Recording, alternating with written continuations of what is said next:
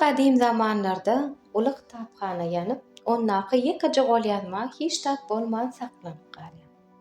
Uzak ýyllaň dowamynda golyazma kitap dukanynyň tekçesinde tozan basyp galýar.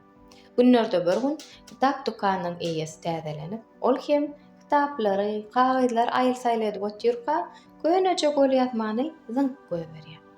Golyazma tötänden geçip barýan bir garyp benden eline düşýär. Ol hem ony ot ýakyp ýylanaýyn ýotyrka, onda bir zat ýazylanlygyna üns berýär. O kak görse, kimdir biri deňziň kenarynda gyzgyn daş tapsa, onu özünde saklasa, ähli arzulary hasyl bolar diýip ýazylanmış. Garyp benne bunu begenip, bagtyny synnap göreýin diýip ylgap baryp deňziň kenaryna barýar. Bir-birden daşlar elläp başlaýan, gynasap da daşlar köpüsi sowuk bolup çykýar.